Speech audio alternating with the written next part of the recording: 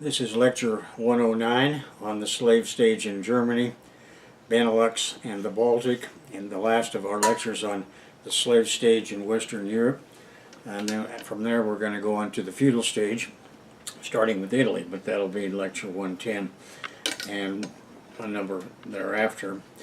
At any rate, during the Nordic Bronze Age, or NBA, there was a common material culture that included the southern regions of Scandinavia, the Schleswig-Holstein area, and what is now Hamburg, Germany. In temperate continental Europe from 3200 to 2600 BP, people of the Hallstatt culture expanded into this area. Now, Hallstatt evolved from the Urnfield culture of the 12th century BC, the late Bronze Age, and was followed in much of its area by the Latène culture. Now, these were early German peoples. They extracted iron from the ore in peat bogs, initiating an autochthonous Iron Age. Eventually, this Hallstatt culture extended west to east from central France to western Hungary, and south to north from the Alps to central Poland.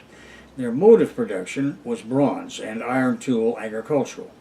The ruling ranks became classes, accumulating capital in their very private hands via long-distance trade.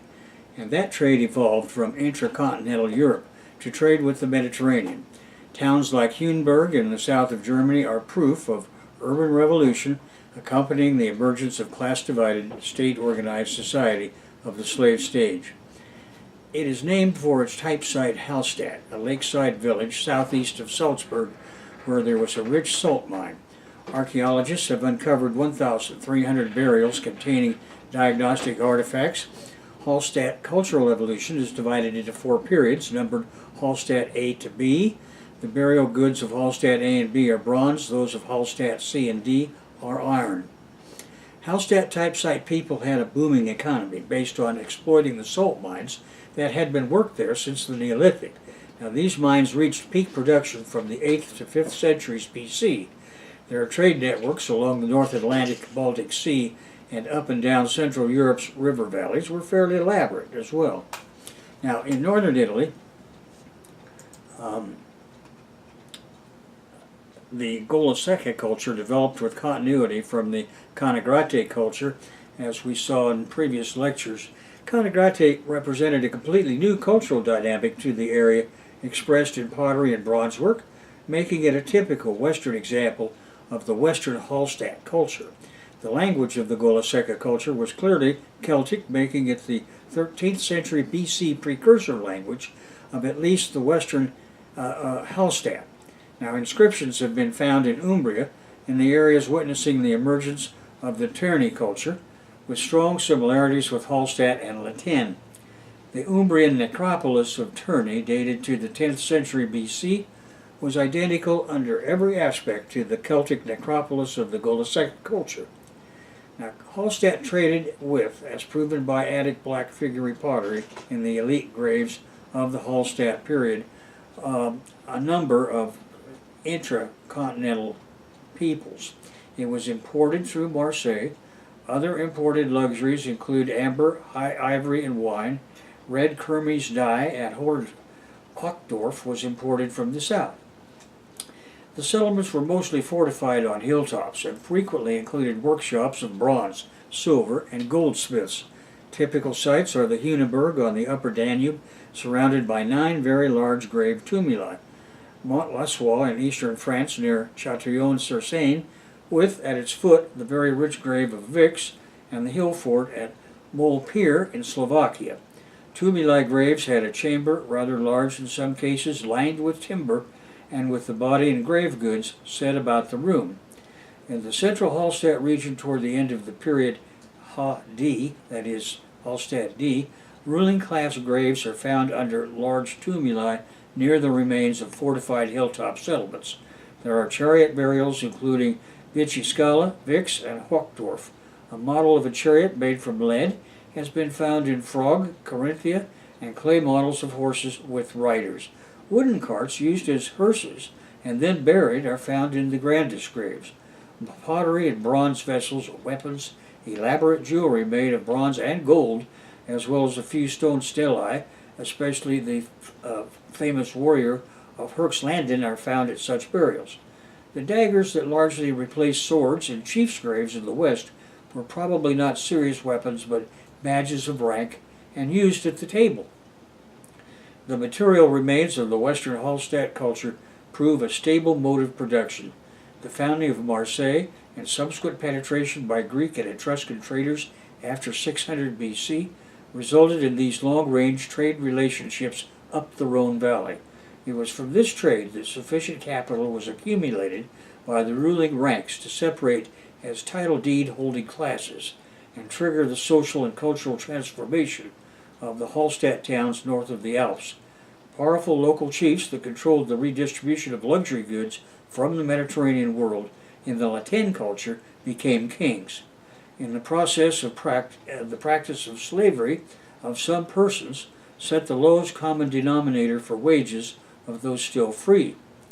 Initially, iron was rather exotic and expensive and sometimes used as a prestige material for jewelry. Iron swords and tools appear in the 8th century AD.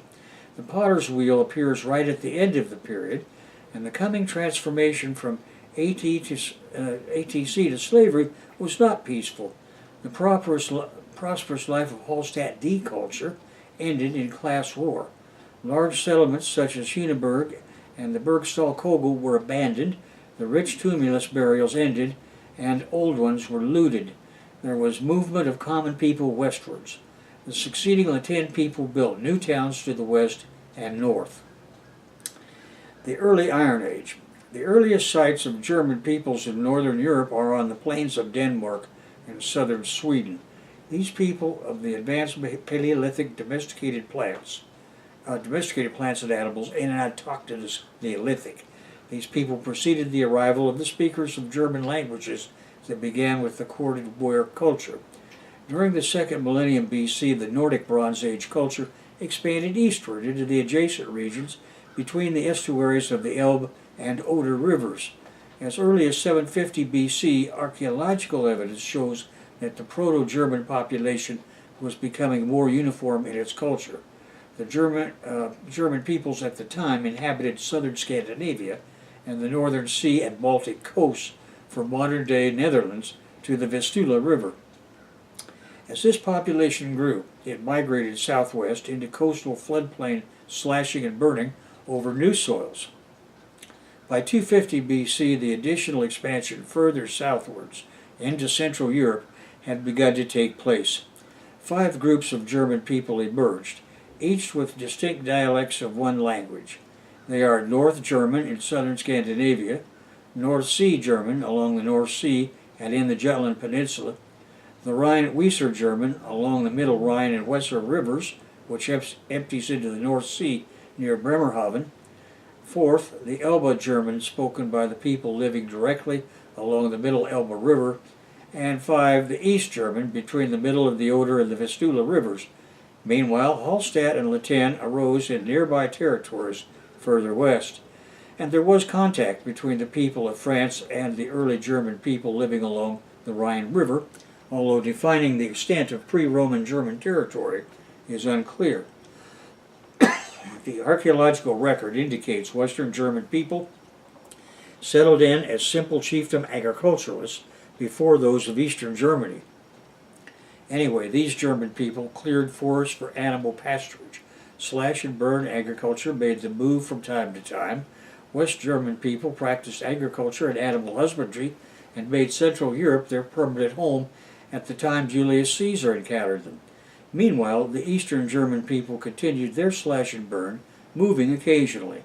Nevertheless, these early German people shared a common mode of production, not unlike their neighbors. For several centuries, the Roman ruling families had a limited interest in what they termed Germania, that interest being largely one of building a defensive bulwark against hostile German ATCs and early kingdoms from the upper Danube and east of the Rhine River. However, the constant need for slave replenishment and for timber for ships inevitably led to the Roman army conducting strategic campaigns in Germany, and by AD 100, Rome had subdued several German peoples, including the Cherusci, so that along this path the Germans became familiar with Roman military tactics. And this brings us to German history beginning. In AD 9, a Roman general of Cheruscan origin named Arminius led a revolt of his units and defeated an army loyal to Rome in the Battle of the Teutoburg Forest. His victory ended the Roman advance into German territories and marked the beginning of recorded German history. That part of the territory of modern Germany that lay east of the Rhine remained outside the Roman Empire. In any case, Arminius' victory was Rome's greatest defeat. It prevented the Romanization of the German people. Born a prince of the Cherusci tribe, Arminius was a child hostage of the Roman Empire. He was taken to Rome and raised to serve in the Roman army. Accordingly, once enlisted, he received Roman citizenship and was given the rank of a knight. He earned his bones in the Great Illyrian Revolt and was subsequently dispatched to Germany to assist the local governor, Publius Quinctilius Varus, in completion of the conquest of the German kingdoms. In this capacity, Arminius secretly prepared a German revolt against Roman rule. His conspiracy culminated in the ambush and destruction of 3 Roman legions in the Battle of the Teutoburg Forest. In the aftermath, Arminius fought off retaliatory punishment invasions by the Roman general Germanicus in AD 14 and AD 16 in the battles of Pontus Longi, Itastaviso, and the Angevarian Wall. After the battle, the Germans quickly annihilated every trace of Roman presence east of the Rhine. Roman towns were evacuated at Waldgirmis, Forum, and Aliso, which is today Haltern am See. The Romans organized a new defensive line on the Rhine, and Tiberius arrived with a new army. This prevented Arminius from crossing the Rhine and invading France. Meanwhile, Arminius defeated the Marcomanni king Maroboduus. His end came when German nobles assassinated him in AD 21. By AD 100, German tribes had settled on the Roman frontier along the Rhine and the Danube. The German people thereafter occupied the area of modern Germany. Unwilling to challenge the German slavocrat regime, Imperial Rome organized all around them. This included territory in the modern states of Austria, Baden-Württemberg, southern Bavaria, southern Hesse, Saarland, and the Rhineland, as Roman provinces of Noricum, Raetia, and Germania.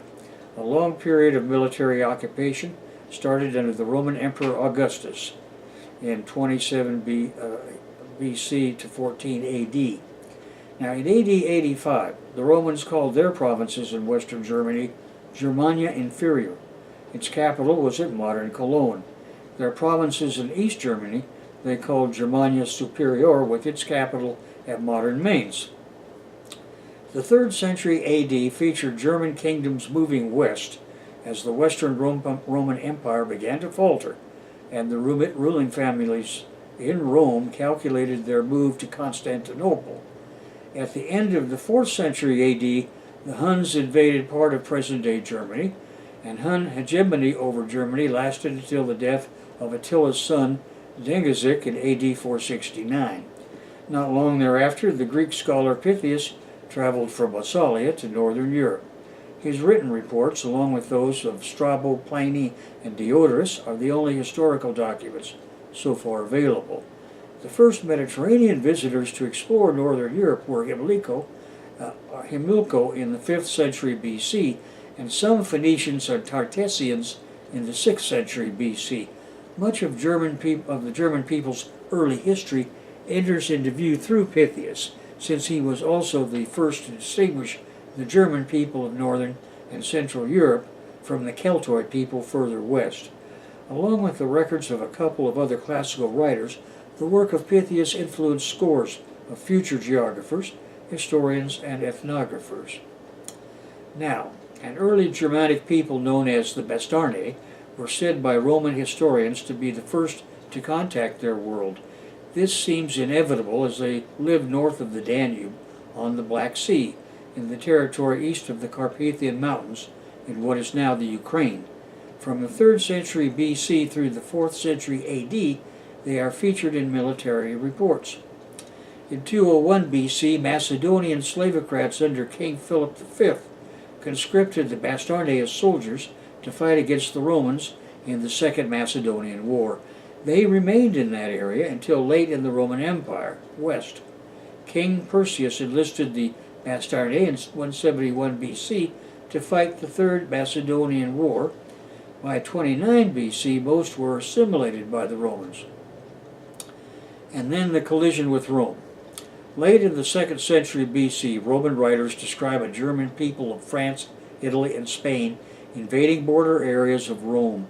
Inevitably, war resulted between the Slavocrat Roman Republic and the German Slavocrat Confederacy. When the Cimbri crossed into Noricum, or Austria, in 113 BC with the intention to stay and defeated a Roman army, the time had come. A combined force of Cimbri and Teutoni squared off against additional armies from Rome in 109 and again 105 BC, vanquishing them in the process. Gaius Marius, the richest man in Rome and consul in charge, decided to teach them a lesson. In 101 BC, they were handed their collective asses by the legions sent by Gaius Marius. Julius Caesar recognized this northern danger, determining that it must be controlled. He describes the Germans extensively in his Commentari de Bello Gallico. Caesar initiated an intense militarization of the economy and army, TO&E, to deal with the threat to Rome's northern frontier. His military intelligence service reported movement of the Boii people into southwest Germany and Bohemia. In 58 BC, Caesar's attention was drawn to the movements of the Boi's neighbors, the Helvetii, into France from the direction of modern southwest Germany and western Switzerland.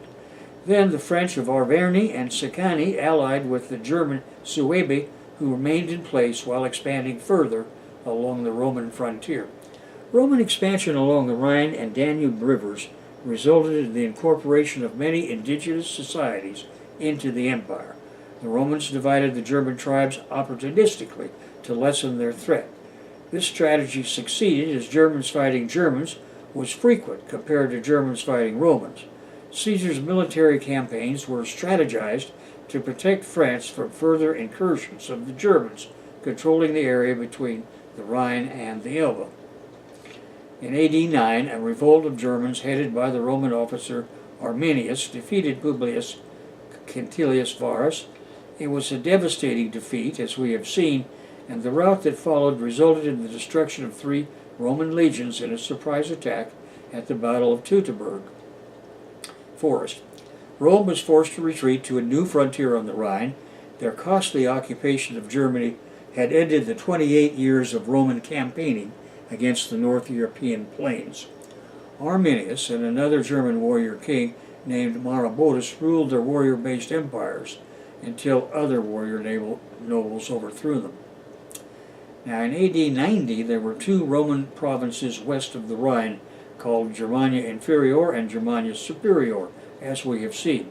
And it's from these that the medieval cities of Aachen, Cologne, Trier, Mainz, Worms, and Speyer emerged in these 2 Roman provinces. Now the ancestors of the Goths were on the southern Baltic shore by AD 100. Thereafter, full-scale warfare between Germans and Romans got underway. Imperial Roman unification of Italy gave them the upper hand against the fiefdoms of Germany. Those German polities on Rome's frontier were assimilated into the empire. By AD 170, Marcomanni and Cadi, German kingdoms, had made their way to the Roman frontier along the Danube corridor, resulting in the Marcomannic Wars. These conflicts ended in AD 180, 10 years later. Then confederations of German Slavocrat polities with their own kings appeared, and among the first of these were the Alemanni in the 3rd century AD. Meanwhile, Rome adapted to the reality of a permanent, independent Germany, although the adaptation was not universally approved within the army. Emperor Severus Alexander was killed by his own soldiers in AD 235 for negotiating peace with the Germans, and the general Maximin elected in his place. Ironically, Maximin was not Roman, but the child of a German Alan and a Goth. A series of professional military emperors followed. Around AD 238, the Goths moved from the Baltic Sea to the area of the modern Ukraine. and in AD 251 they defeated a Roman army in the Balkans, killing the Emperor Decius in the process. The Franks appeared as a military force in AD 250. Franks were the German slavocrat polity on the lower and middle Rhine, on the edge of the Roman Empire in the 3rd century AD. During the AD 300s, civil war among Roman slavocrats, slave revolts, and revolts of colonies created a dogfight that ended with the collapse of the Roman Empire West. Its ruling latifundista and industrial slavocrat families made their move to Constantinople. By the late 4th century AD, the majority of the Roman military was German. In fact, among the Romans, the German presence in the military was so ubiquitous that the word barbarous became a synonym for soldier. Germans composed the mobile army of Emperor Constantine and ethnic Franks, and Alemanni reached the general staff. When the Praetorian Guard was disbanded for going rogue, German officers replaced them. In AD 367, the Roman garrisons in Britannia collapsed as Rome eliminated the army payroll. Rome's ruling families were getting ready for the big bug-out to Constantinople and had no need to maintain forces in foreign lands, especially since the Emperor Valentinian's forces had failed against Scot and North Continental European invaders. The army men in Britannia had long since married into the local population and had thriving businesses and professions. Their new reality was to learn to live together as citizens of an independent British kingdom. In AD 450, they had accepted the Picts, Scots, and Anglo-Saxons into once Roman Britannia. It was time for Arthur and Camelot. Along the path of readjustment, following Rome's abandonment of Britain, came the disappearance of imported products like ceramics and coins. The new mode of production was domestic, with unchanged local Iron Age production methods in agriculture and animal husbandry, and people living in the same three-aisled farmhouses. Now in Benelux, in 57 BC, Julius Caesar led the conquest of northern France, and that part to the north of the Seine and Marne rivers was inhabited by a people or alliance known as the Belgae. They became the population of the Roman province of Belgica. Caesar learned from military intelligence that the Belgae had ancestry from east of the Rhine, which he referred to as Germania. Indeed, the Belgian tribes closest to the Rhine he distinguished as the Germani Cicerhani. The core of the Belgian alliance was in the present-day northernmost corner of France, among the Sus-Ionis, Viro-Mandui, and Ambiani, and their neighbors. These were the leaders of the initial military alliance he confronted, and they were more economically advanced than their northerly allies, the Nervi and Germani Cicerhani. Apart from the southern Remi, all the Belgic tribes allied against the Romans, angry at the Roman decision to garrison legions in their territory during the winter. At the beginning of the conflict, Caesar reported the Allies' combined strength at 288,000, and that they were led by the Susioni king Galba. Caesar avoided meeting their combined forces in battle. Instead, he used cavalry to skirmish with their smaller units with a strategy of piecemeal annihilation. One by one they fell, and Caesar offered them assimilation on good terms. This included Roman protection from unyielding Germans, and most tribes agreed to the conditions. Nevertheless, a series of uprisings followed by the 57 BC conquest. The largest revolt was led by the Bellovaci in 52 BC after the defeat of Vercingetorix. During this rebellion, the Belgae avoided direct conflict. They harassed the Roman legions, led personally by Caesar, with cavalry detachments and archers. The rebellion was put down after a Bellovaci ambush of the Romans failed, and the revolting party was put to the sword. In 27 BC, Augustus restructured the French provinces. In 22 BC, Marcus Agrippa split France into three regions: Aquitania, Lugdunensis, and Belgica. The capital of Belgica was Reims, but later its capital moved to modern-day Trier. Successive Roman emperors struck a balance between Romanizing the people of Belgica and traditional culture. The Romans divided Belgica into 4 civitates. The capital cities of these districts included modern Cassel, Vevey, Terranan, Arras, Saint-Quentin, Soissons, Reims, Beauvais, Amiens, Tongeren, Trier, Toul, and Metz.